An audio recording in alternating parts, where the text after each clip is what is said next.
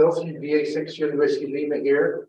We want to welcome CARA members and other folks from other clubs and groups. This is our first meeting with our new hybrid meeting equipment. We have a 360-degree camera owl here. You'll see a top band that's all the way around the room, and the camera will respond and go to the person that's speaking. So we're testing out our new equipment. As we mentioned, folks that are here, hope you sign up on the list. And if you're in Zoom land, please send a chat with your name, call sign, city, and club so we can track where all the participants is from. Tonight we're going to hear about a balloon project from about 25 years ago. Our CARA VHF group that meets monthly had been working on a balloon topic when the Chinese got involved with balloons. I'd like to invite Doug to introduce Wilf as our speaker presenter. Sure, we can do that. Well, I'd like to, first of all, a little history of Wilf. First, can we put him on the screen, Wilf on the screen? Yep, in just a little history. In 1990, at the age of 15, while living in PEI, Wilf received his license, Victor Yankee 20 Hotel Mother. He received a ticket at the same time with his father, Daryl. I remember meeting your dad too, by the way. In the year that followed, his mother and Anne and 3 young sisters became amateur radio operators. In 1992, Mullers moved out west to where, that's good, you should have moved to Calgary though, just wanted to add that in there. West to where home in Vernon, and Wilf acquired a VE7VXB for anybody that's listening. In the years following, Wilf lived in Calgary, VE7VXB, while attending DeVry, where he returned back to Vernon and worked at the local communication dealer, installing and maintaining commercial radio equipment. During his time, he was an active member of the Northern Okanagan Amateur Radio Club. Due to a beer or two with the local amateur Canby 6AFO, Wilf was encouraged to chair the 2nd Radio Amateurs of Canada National Convention in Vernon in 2002, with Kelowna Orchard City Amateur Radio Club and Vernon's NORAC co-hosting the national event. That's sort of where I hung out with you a little bit more at that time. Wilf continues to reside in Vernon with his wife Nikki, VA7ADY, 13-year-old son Alexandra, VE7NOC, and 9-year-old daughter Addison. Wilf is the national sales manager for GRC Kenwood Canada and currently board chair for the Vonage one, the Vernon-based credit union. He is pleased to join us remotely and talk about the Vernon Balloon experiment project from the late 90s. Launching balloons from the southern interior of BC might not have been the smartest thing to do in the mountains, considering the wide open prairie and 6 hours to the east. But they sure had fun, and you guys did. It was fun listening to you guys at that time too. I do remember. Over to you, Wilf. All yours. Okay, thanks, Doug. And we definitely did hear you well coming through. So I am sharing the presentation. I see Tino. You want to just do a thumbs up, Tino, that you can see that okay? Perfect. So we'll jump right into it here. So Vernon Balloon Experiments, VE7VBX. So pleased to present sort of our lessons learned and the fun that we had doing these experiments. Just a little bit about me, as Doug mentioned, I did acquire my amateur radio license at the age of 15 and currently work for Kenwood. But I just thought it was the coolest thing here that way back in 1993, I was in grade 12, going to high school here in PEI, and I managed to work JA1YKX. And quite pleased that, about 15 years later, I've actually had an opportunity to spend some time in the JA1YKX shack at our communication headquarters in Japan. So it's amazing sometimes. And I hope there's some younger folks that have a chance to view this presentation as well, but you just sometimes never know where this hobby is going to take you. And for me, I was fairly young, new to Calgary, and one of the very first people I met was Dave, VE7VXB, that just happened to live across Deerfoot from me.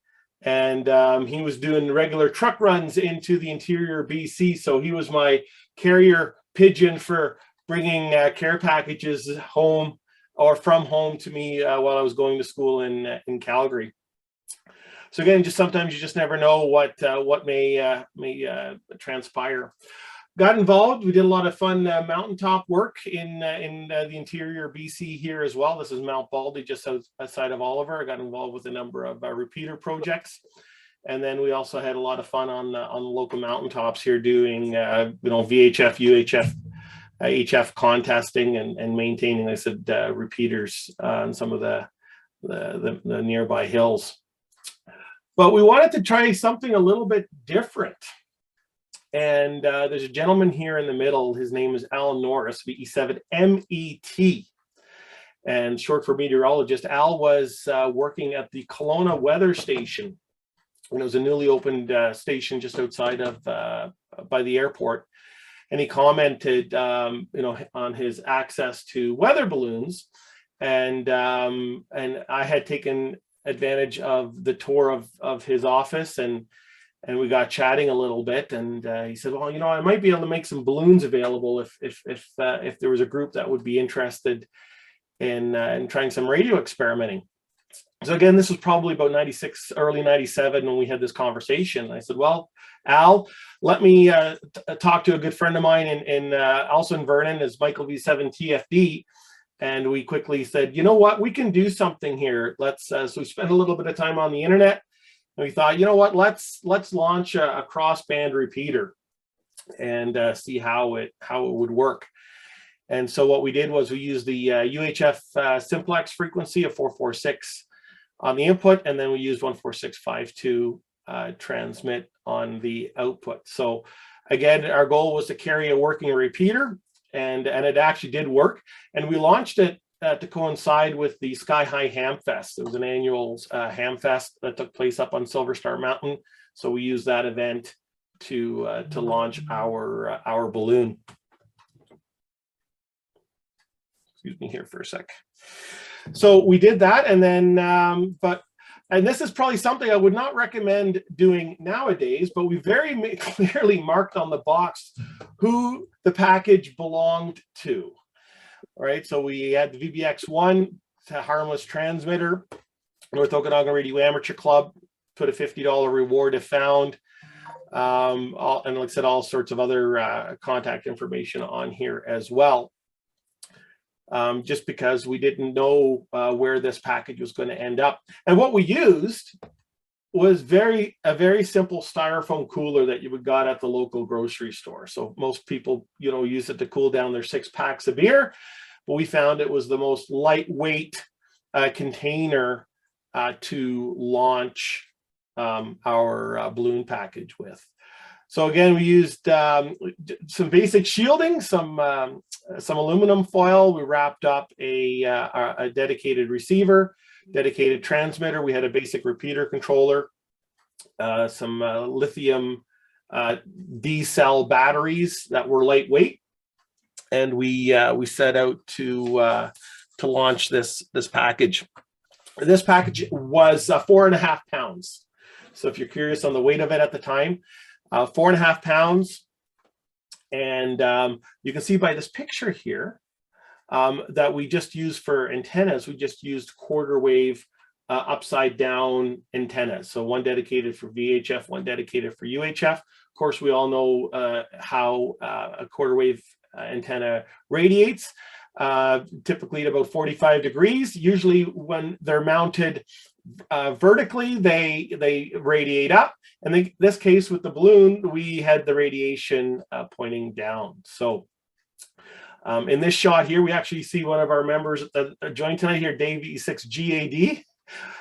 Just as we let our styrofoam cooler go, and we're watching it take off. What we found, though, with typical weather balloons is the payload lift wouldn't allow us to carry our package. So we actually ended up going with multiple balloons, and with the intent here that, you know, if a balloon was to pop, you know, we would hopefully have some lift remaining from the other balloon or two to help slow the descend rate back down to Earth. We weren't very bright on this first launch because if you think about it, these balloons probably expand to about 16 to 20 feet in diameter. So we figured as these balloons expanded, when one popped, the other two popped. So we had this, probably what I expected, this 4.5 pound styrofoam cooler to fall out of the sky at whatever speed it would fall. So we learned for future launches, but that's how we set it up. So we quite pleased at the time because we were able to work stations all over southern British Columbia, southern Alberta, and also into northern US. As this package was just a crossband repeater, we never did get it back. So we figure it's up in the hills somewhere. It drifted south, so you know, could be southern British Columbia or northern United States. So that was our first experiment, and we thought it went over quite well. We had a great article that was published in the Canadian Amateur, and we'll have some references at the end of this presentation that that speaks to this. We did hear a report from a gentleman, Lyle, in Utah, who said he had observed the strongest signal at 30 degrees, placing VBX roughly over Wyoming. After our VBX 2-3 launches, I do not feel that this was an accurate report. There's no way that the balloon would have traveled to Wyoming, so I think this was an exaggeration from an eager observer, but nonetheless, we did put it in the article because that's all we knew at the time. But yeah, just a great little write-up here. One thing you'll find with any of the launches that we did, you know, I mentioned the first 3 folks that were involved, but there was, and I can't name everyone that was involved, but we probably had, over the period of the 4 launches we did, probably 20 to 30 amateurs that played one role or another in ensuring the success of these launches. So this is definitely not, you know, 1 or 2 people that did this. This involved many amateurs from 2 provinces, businesses that donated and supported. And like I said, the last thing I want to do is not acknowledge everyone that was involved, but I feel I may miss some, but again, just a wonderful contribution that we had. So VBX2 came up. So right after we did VBX1, Dale VE6CPK and Tino VE6SZR, now known as VE7VXB, approached us and said, well, why don't you launch a balloon experiment, and let's include GPS, let's include APRS. And we thought that was quite a brilliant idea. And so Tino, Dale, Walter, V6ANI, Pat, just a bunch of folks in Alberta, Doug, V6CID, donated GPS receiver at the time. And they took over the organizing and the construction of the APRS component for VBX2. So a year later, we launched VBX2. We estimated at the time it hit an elevation, or achieved an elevation, of about 104,000 feet. And we did retrieve at about 70 kilometers away from the launch site. Here was an interesting note that James up in Edmonton sent out. We're up in Edmonton, and V6MK Barry in Sherwood Park just picked up the APRS beacon. We got a full position report. And at 13:54, Brian, VE6BCA, is copying Vernon stations on 14652, approximately 512 kilometers away from Edmonton. So we knew at that point we had success. and we were quite pleased with our efforts. I do have to note here, like you could see here, there was no site you could go to on the internet and order a compact balloon transmitter package. Like I hear of these lightweight packages, these pico balloons that are, you know, encompassing and circling the Earth 3, 4, 5, 6 times. We had nothing like that. Everything we did, we built ourselves. And you'll see some of the crude construction in future slides here. But again, this wasn't happening. Like you couldn't order a kit online. So again, with the donation of the GPS receiver, and at the time there was a ceiling of 60,000 feet for GPS receivers, and we had no idea how a GPS receiver, when it exceeded 60,000 feet and it was to come back down below 60,000 feet, would it reset? Would it reacquire? Would it send out valid data? So Walter designed a circuit that would reset the GPS receiver about every 30 minutes. So it would do a complete shutdown and a restart. And so again, when we did hit that below that 60,000 feet, it would reacquire valid data. So what we basically did was we calculated the rise time because we knew the timing interval, we knew the rise time. Of course, when it became below 60,000 feet, we knew the descend rate, the time intervals, and then we did the math, and then we peaked it out to determine that we did achieve 104,000 feet at its peak. But of course, what goes up must come down. So in this case, the balloon descended and landed in a ridge about 6,000 feet north of Sugar Lake.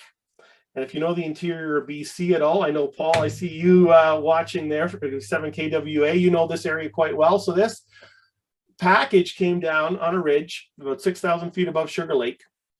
And the team from Calgary set out to retrieve this package. It was still working, it was still transmitting, but we had the added complexity. So we launched, and then 2 days later, we had the evacuation of Salmon Arm taking place because of the Fly Hills fire. So a number of the folks that were involved in Vernon were involved with manning the reception center in Vernon, so we can go out and retrieve it. So it was Tino, Dale, Pat, Walter. They set out on a trek to get the package off the ridge. So we did get this balloon back. We did get the styrofoam cooler back, but it took a little bit of work and effort. But you can see here, you know, beautiful hot day. We were inflating the balloons, and this is what we used as a counterweight. We determined that with VBX2, it was 5.5 pounds. So we used a roll of solder and a weight. We weighed it out to figure that the minute we would get enough lift off the balloons to see this rise, we knew we had enough to take the package up. So again, great article in the 1999 issue, or sorry, November of 98 issue with VBX2. So we wanted to do something a little bit different. So we had, you know, added GPS to VBX2. We thought, well, why not add a slow scan TV transmitter to VBX3? And Kenwood had just released what they call their visual communicator, and you can see the camera here that's separated from the main body. I'll show you in the next slide. But Kenwood just announced a slow scan TV transmitter, and what it would do basically, if you set it up in an automatic mode, it would transmit a still image every 3 minutes. And it would take about just under 30 seconds to send this still image. And so when Kenwood launched this, I was working at the dealer at the time, and I went up to my now boss. I said, well, how do these things work at 100,000 feet? He said, well, what do you mean? I we do this balloon launch where we're sending up beer coolers to 100,000 feet. And he said, well, I don't know. He goes, how about I give you 2 and you can experiment and you let me know how it works. So this was my first opportunity to meet with my boss, and yeah, we launched this box, and it sent slow scan TV images back down to us. So here we're just putting the package together. This is another gentleman, some of you may know Dave, VE7 Ltd. He is a creator of IRLP. He played a prominent role as well with our balloon launches, just at the time when IRLP was at its infancy. So again, here we made it very clear on the box, what it was and some of the technical specifications on the box.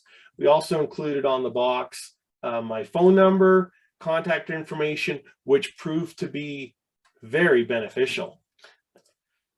Here's another closer look at the setup. Here again, we have the GPS receiver reset board. It was also a Cantronics, I think KPC3 that was used as the APRS transmitter. This was the again APRS transmitter that was used. It was just a Kenwood VHF portable. We had our visual communicator that would take the pictures, and we had a Yaesu FT470 dual band portable. And what this dual band portable allowed us to do was it was also our crossband repeater. And you can tell now we were getting a little more brave because we were launching equipment that was worth considerably more money, hoping to get it back.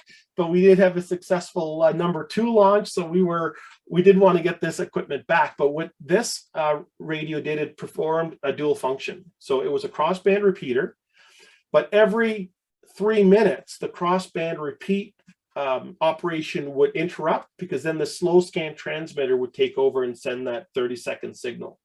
So this portable served double duty or triple duty. It was the UHF receiver, VHF transmitter for the voice, and then every 3 minutes it was the transmitter for the slow scan TV. Here you can see the balloons getting ready to lift the package into the atmosphere, and we got smart now. So this balloon, for example, was only maybe about 8 feet above this one point. We had another balloon about 20 or 30 feet above that. And then we had this balloon, I think it was about 60 feet above that. So again, as the balloons expanded, we didn't want one to pop to bring the other two down. And now we just have a short little video here that just sort of encapsulates what this experience was all about. So see if it's coming there. So there, we're just briefing, getting the package ready. You can see that we had an active GPS receiver on the top, our D-cell batteries that were lightweight.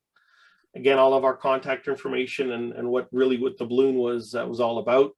We had our weigh scale ready. And then of course, just regular testing to make sure that the package worked. We're inflating our balloons. And what we did was we slightly overinflated 2 of the balloons, and we underinflated the other one again to provide some lift when it would come down. Again, here's our fine detailed technical work to connect it all up and to interface it to get it to work. Taking a closer look at the GPS receiver and the reset circuitry and APRS transmitter, getting the balloons ready to go. And when we were doing this, we were actually doing this at what we refer to as Watson House, and at the time it was our Tourism Information Center. So we had just a ton of folks out seeing what we were up to. It was a great way to showcase amateur radio to the community. You want to do a countdown? 5 second countdown. Where's the trumpet? 5, 4, 3, 2, 1, go!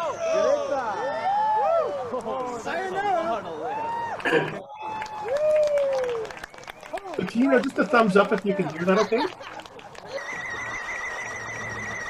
Yeah, sounds good. And that's what the slow scan TV transmission sounded like.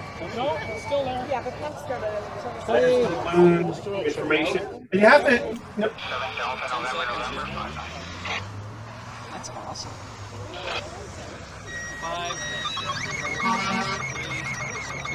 So they're coming in. Didn't realize they were coming in direct through RBD. Like I said, I can turn all that off so it gets to be we're recording the slow scan TV coming in. VE7VXB Mike Alpha November in Vancouver. Receiving you broken between 0 and 3 estimates over. Roger, you're actually sounding not too bad into Vernon here at all. We're probably in around 45 to 48,000 feet.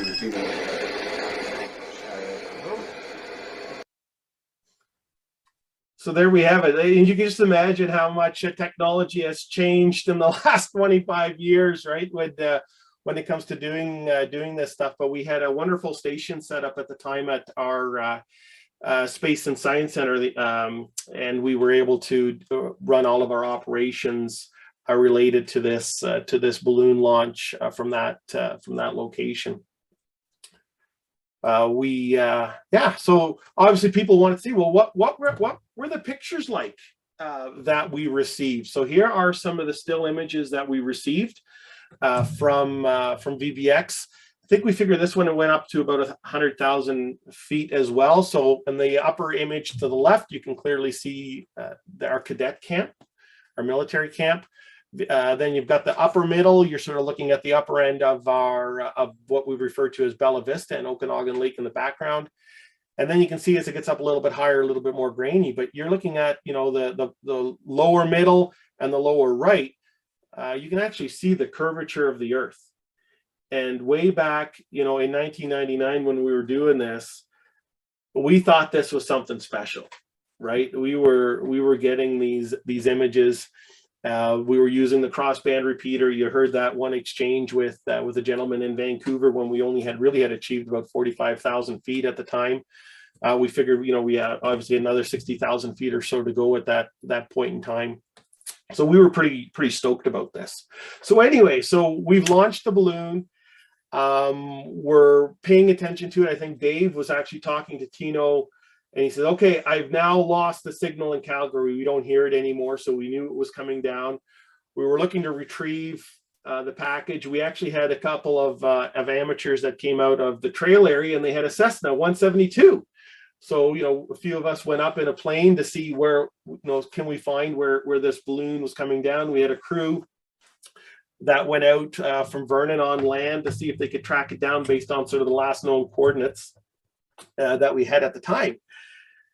And so we're looking for this, and we couldn't find the balloon. It was nowhere to be found from where we thought it had come down.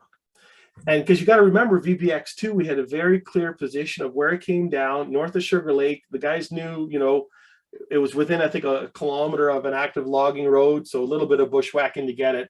But we went out close, and we could not figure out why we could not find this balloon, even though we were very confident in the area that it went down on. But what we did not realize, that there was a gentleman that found it. And we only realized when we're driving around Kamloops, we were going up top of mountaintops trying to listen to the crossband repeater, but we had spent most of the afternoon outside of cell phone coverage. My cell phone rings, and this gentleman, and by this point in time, actually, we were in the midst of triangulating this signal in Kamloops. And we were getting ready to hone in, and all I could imagine was, did this come down on somebody's house? Did this come down on somebody's car? Did this come down in somebody's backyard? This 5.5-pound box, you know, but my phone rings. And it says, hello. I said, hello. And he goes, hello, is this Wilfred? And I said, yes. And he goes, it's my Kamel. I'm calling from Kamloops. I have your package. And I'm like, excuse me? Well, he's flying around in his ultralight airplane outside of Campbell Lake, which is just south and east of Kamloops. And he sees this one balloon that was still inflated. And so he was recording this whole experience on his camera in his ultralight plane. So he lands and he picks up this package and he puts it in his ultralight and he flies it back to Kamloops. I say this because we thought we were close to where this balloon came down, but when we were in the area, we didn't hear anything. We didn't realize that somebody actually had picked up the package. And of course, the fact is all the contact information was on the cooler. He was able to call, but he had been calling all afternoon, and we were out of cell phone coverage, and he didn't leave a message. But anyway, we were quite pleased to be able to get the package, and like I said, quite a bit of a story there to get it back as well. So we didn't need to go into the wilds of the interior of BC. We had somebody in his ultralight airplane go pick this up for us. So it made for a very long day. You can see here, this is sort of the retrieval team in Kamloops at the Boston Pizza. And again, this is sort of a shot the next day. You know, obviously we had the remains of the popped balloon as well. And of course, we were extremely happy to be able to get the package back. But another cool thing that happened at this time was, again, you know, I mentioned Dave, who had created IRLP, and this is a write-up Tino did.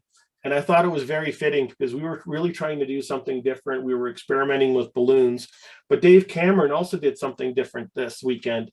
You know, they had about 6 nodes up and running for IRLP. And Calgary actually was one of the first cities to host one as well. First original connection was between Vernon and Vancouver, but this is the day he tested the reflector concept.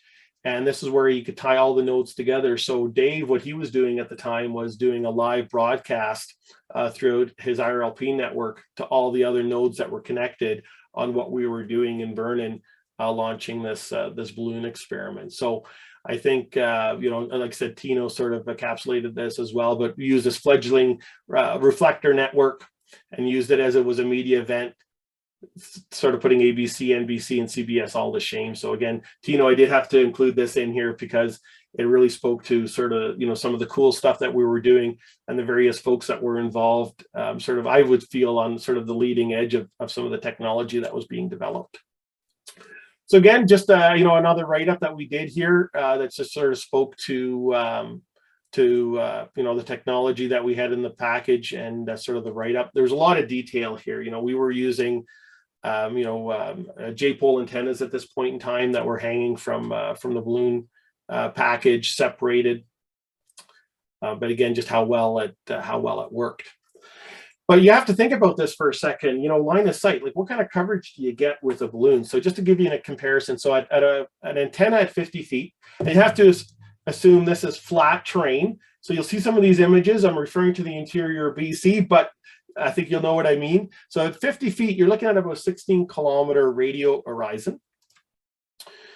At 500 feet, you're looking at about a 50-kilometer distance, a radio horizon. So that's about the distance from Vernon to Salmon Arm. At 5,000 feet, you're looking at about 160-kilometer radio horizon. So that's like Vernon to just outside of Nelson, Castlegar area. But just imagine, right, when you're up to 100,000 feet, what does that look like? So at 100,000 feet, you have about a 750-kilometer radio horizon. So, you know, you're talking from, you know, you're launching a balloon from the southern interior here in the Okanagan. You know, you have coverage. You're talking to folks, you know, up towards the Prince Rupert area, Bonnyville, Edmonton, Barrhead, you know, out towards you know, the edge of Saskatchewan into Montana, Idaho, Washington, and Oregon. And we did make contacts throughout this footprint. So imagine, right, what we could do at 100,000 feet, and just look at the footprint that you get from ISS when it goes over as well, right? It's pretty phenomenal. But what sort of grew out of this was also, you know, we had sort of worked with the folks up in Edmonton, and some of you may have had some familiarity or have heard of BEAR, but these were the balloon experiments that took place. A balloon experiment with amateur radio, BEAR, and they started these up in late 2000. They even put a little Pooh Bear in their package, and you know, they were able to do some really cool things. What was wonderful about their experiment out of Edmonton, the Discovery Channel actually featured what they had done up there. Very jealous, envious, because this, of course, is launching a balloon, you know, in the Edmonton area where you can actually drive to where it comes down. I think in one case, they actually had to go into to a bit of a lake or whatever to retrieve it. But, you know, obviously the terrain there is much friendlier to deal with than the interior of BC. I don't have material here on VBX4. We did a fourth launch, and Tino, you were involved with this. And they actually sent up a camcorder with this. But we learned with a camcorder that we didn't take into consideration the weight of the camcorder when we attached it or mounted it inside the cooler. So what it did was it flopped down. So all the camcorder recorded was the top of the clouds. We didn't see the curvature of the earth that we were looking for. But it started to come down, and it went on its descend. We were looking at a very similar drop point as VBX2, which was north of Sugar Lake, but it actually came down just south of Rogers Pass. And so the folks that went to retrieve that package, you know, went up to Trout Lake, just north of Nakusp, to get to the bottom side and to get that package. I think they blew a tire, busted a rim, you know, overnight in a SUV on the side of a mountain, but they did get that package back because the camcorder belonged to Michael's mother. And when she showed up to say, Michael, where's my camcorder? And he's like, it's in the package that we just about let go. So anyway, there was a lot of motivated folks to get that package back, but we didn't really do up a write-up on that one. But that was VBX4 that took place in 2000. And that again sort of concluded what we had done at the time. So some great resources that we had in the Canadian Amateur that's really talked in great detail about the launches and the experimenting we were doing. I do have to thank Tino. He was my proofreader, I think, for a couple of the articles that we submitted. But it was just a real wonderful time, a real wonderful thing to do. And obviously, you know, hearing what is happening now with the military and the profile that this has worldwide is probably a very timely topic. So there you have it. Just a little bit about what we did about 20 years ago in Vernon with some fun balloon launches. But again, many people were involved. You know, we had a really strong team out of Calgary, about 20 strong that just played just a vital role. We couldn't have done it without them. We had a number of businesses, you know, that helped with the expenses. Because you think about it, really, what are you doing is you're sending up $1,000, maybe a $1,500 check every time you send this package up, and you really just hope that you get it back. And we were happy to report that VBX 2, 3, and 4 were retrieved, and we were doing this in the interior of BC. So I do want to just throw it out to Tino. Tino, do you think I missed anything there? Because you were so vital to what we were doing here as well. Yeah, no, I think you touched upon most of it there, and again, I think the biggest thing is just how the technology has changed, right? And you know, what was available then to do this. I just to clarify, I think I didn't participate in VBX1. I hadn't met you yet, so I jumped on board at the VBX2 stage, and at that point, we were still utilizing an actual TNC controller for the actual generation of packet. You know, once VBX 3 and 4 came about, that mess of wiring and circuitry included an item called a MIM module, which is a PIC microcontroller, which was doing the packet at the time for APRS. So, you know, there was a bit of a progression in terms of, you know, what became available later that got that made the process better.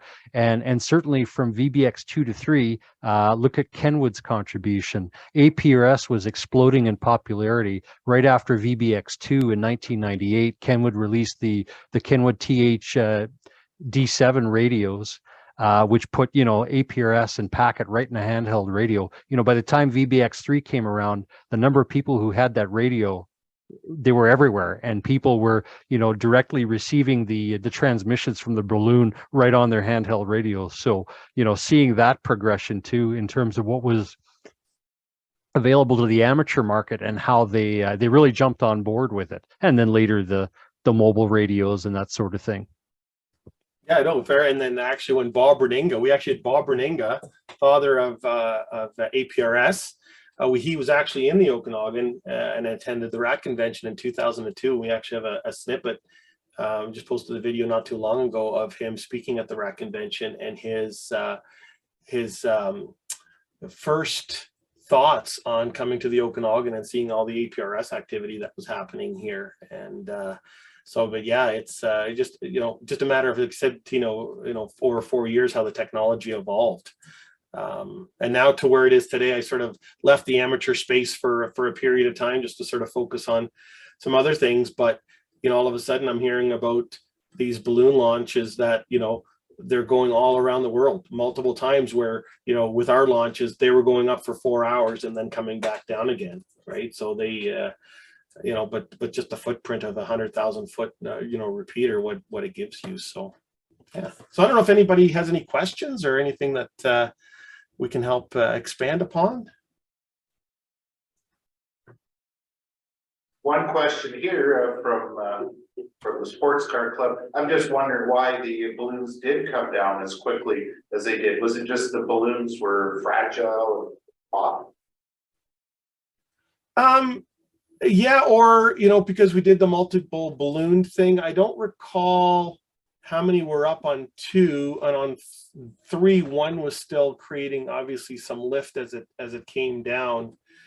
I don't know if we were to do this again, if we would do the multiple balloon thing or if we would do the parachute. But I do know, and Tino, you may recall what it was, but when we were doing VBX4, it hit a pocket of air about 50,000 feet. And in a matter of an hour, it went about 100 kilometers. So it was a very slow descend rate on VBX4, whereas 2 and 3 were, it really didn't drift as far, right? You think about it, it was actually, I think 2 was about 70 kilometers away. 3 was about the same, like they're very close together on their, or they actually came down. Number 4 certainly picked up a westerly somewhere and really took off for sure. We were cramping our drawers to think, how are we going to get this thing back when it hit the Rocky Mountains? Like we either wanted to go far into the prairie, but not come down in the Rocky. So like I said, it came down just south of Rogers Pass, and yeah, I'm quite happy that we were able to get it back. Yeah, I did involved with 2 here in Calgary, with Brian, a school teacher in Airdrie, a few years ago, like before I left Calgary and went to Vernon. But yeah, he used just a single balloon. I don't remember what he used for radio. I know he had camera and stuff inside of it, because there is information out there that you can, like you say, see the curvature. And he had parachute when it came down. So when the balloon popped, it came down on a parachute. And it was, I don't know why we came up with the idea of just this. Again, we were looking at our weight, exceeded what the balloons could do. And I actually have one here. We had a spare. So I actually still have a balloon here. I wouldn't really say that I would want to use it because it expired in 2000, but it makes a great prop, because the last thing you want to do is if you're doing balloon launches and you pop one and you don't have a spare, so I still have one of the balloons left, I think maybe from VBX 1 or 2, but this is all it looks like, right? So just Wilf, do you still have the hardware still by chance? I think I have the visual communicator. Yeah. But I think after VBX4, because I was partially involved with 4, I may have some odd bits and pieces, but I definitely don't have the entire package. No. Okay, I'm just kind of wondering if you did or not. Yeah, it'd be cool if we had it. And I do have video footage, and I think it was either Murray, maybe Tino, and I think it had some footage here from a local gentleman, Doug, as well. But I do have footage of VBX3 So I've been, I just got to finish off editing it. But once I get it edited, it's probably going to be a 10 or 15 minute video that sort of encompasses the launch. We do have VBX2 up though, about half an hour video that's up on YouTube for folks that may want to watch that. But yeah, just sort of looking back on this, it's just some great memories. I've met some great friends. Well, working with this with Tino, long story short, Tino was the best man at my wedding, and I was the MC at his. So it's a small world. I was just going to add a quick anecdote that, and I think he's on here, is Bill V6 Whiskey Kilo. I think he's on here. So Bill, I've gotten to know really well from about 2016 here in Calgary. How little did I realize that I had met him or was close to him back in those days. And I actually went back to video from either VBX 2 or 3 and stopped on a still frame, which showed that he was no more than 5 feet away from me back in 1999. So we've had to dial back. When was the first time we met? Because I mean, who knew? It was just quite funny the way that worked out. And of course, Bill is from Vernon. And of course, Bill is one of the champions that I look up to for all of the work that he's doing, working the satellites. But yeah, Bill. So Vernon has played a little bit of a role in sort of the development of some of the fun stuff with amateur radio in the past. So I have a question. My name's Richard from Calgary here. How hard was it to get approval with Transport Canada? And did they make you jump through many hoops in order to get it?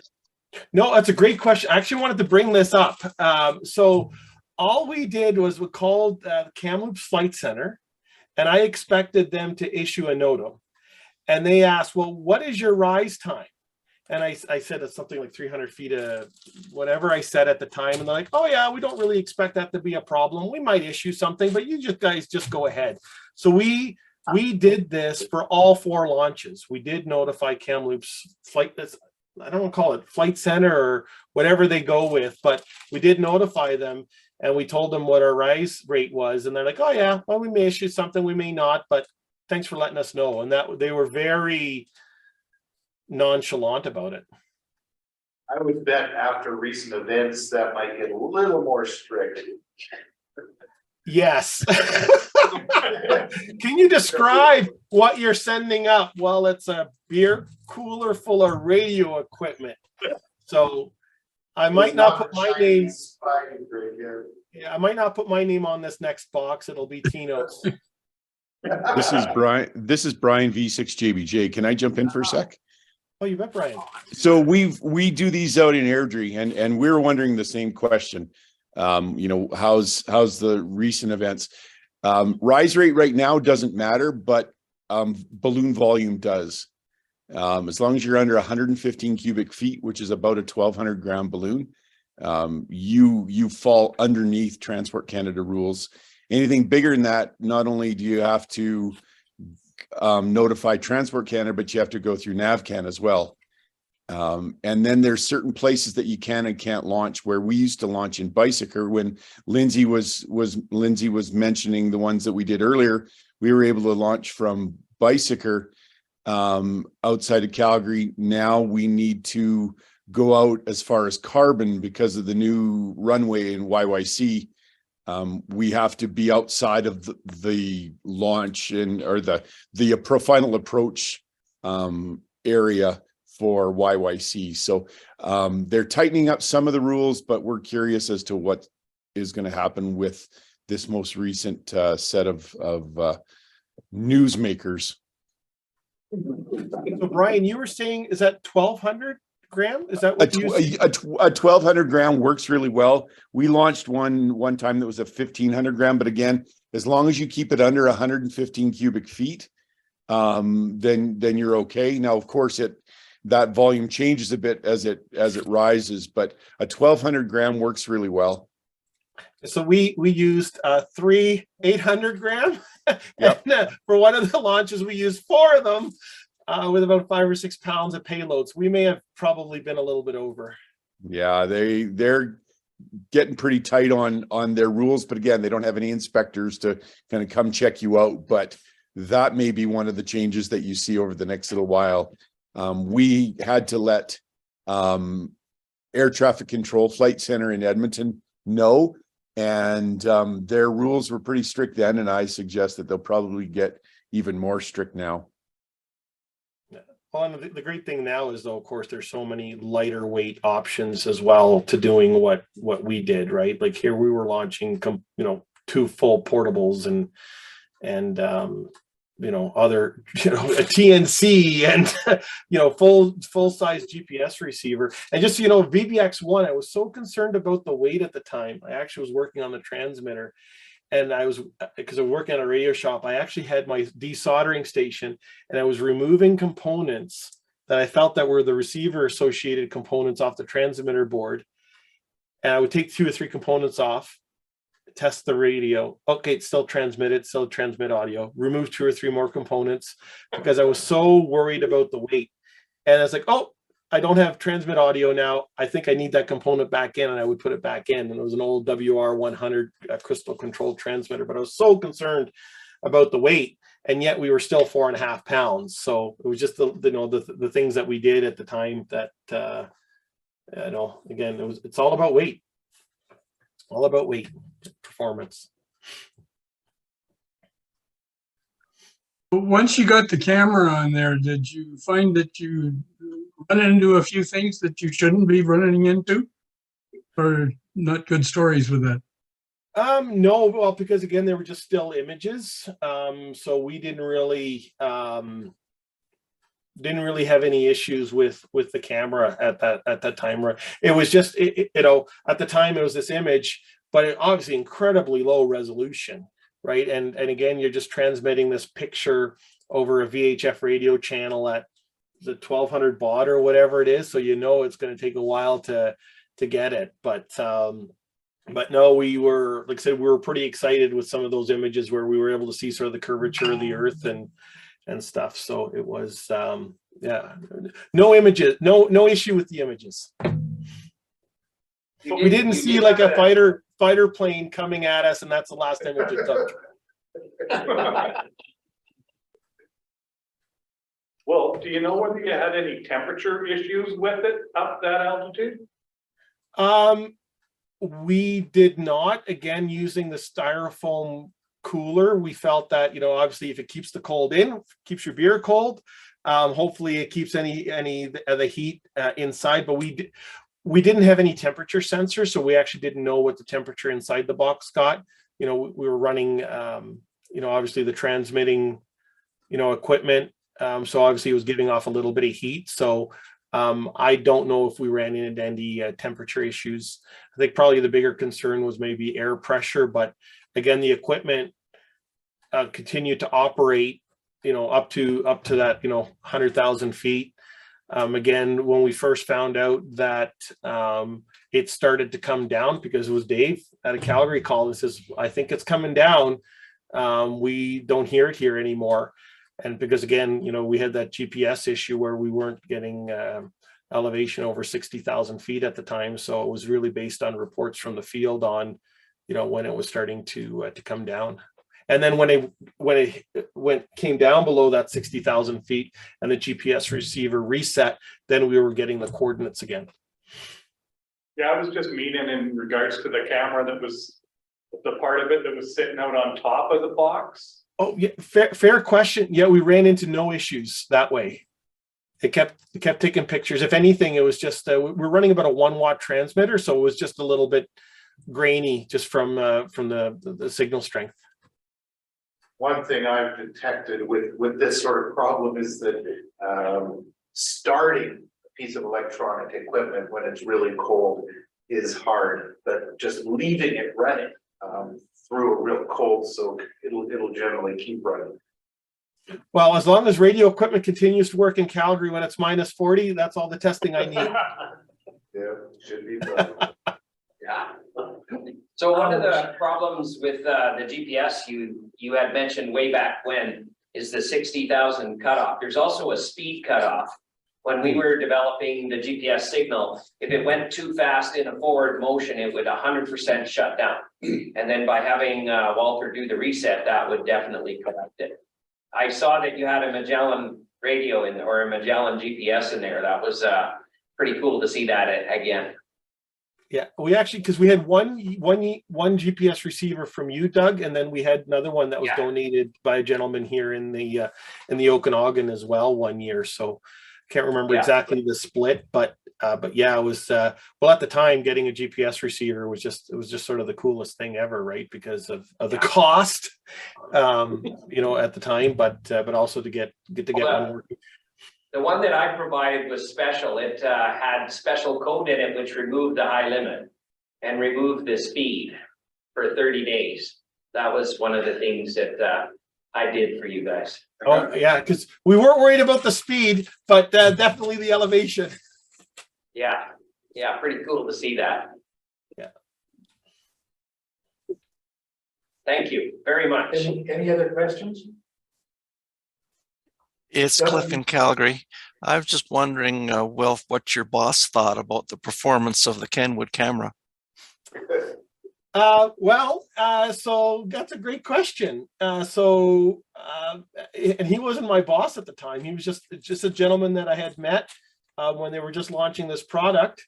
So then we did the write-up in the magazine. He was pretty pumped about it. They actually displayed it at the office. And then 2 years later, I was speaking to him again, and we talked about the RAC convention, and Kenwood stepped up to be a very, very generous sponsor of the convention. It wouldn't have been the success that it was without Kenwood stepping up in the way of prizing and cash support, because well, the folks in Calgary, you guys hosted the first national convention in '94. If anybody on this call knows what it takes to do it.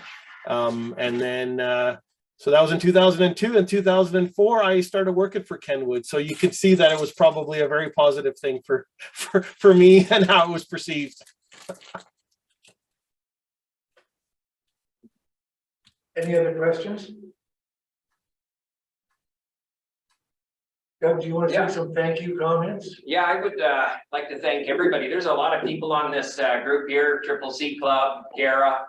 I see that Penticton up there too. I don't know who's the furthest person away, but I'm very honored to be a witness to this again. Hearing yourself, Will, that's really good. Thank you very much for putting this all forward for everybody here. Just for the record, there's 35 people involved with this group here, just so you kind of know. And thank you very much. Over to you, Wilson.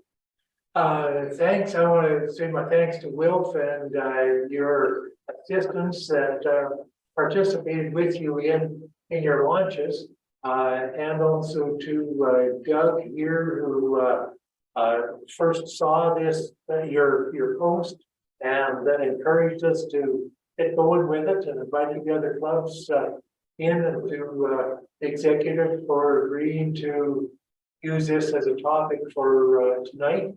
We appreciate all the participation.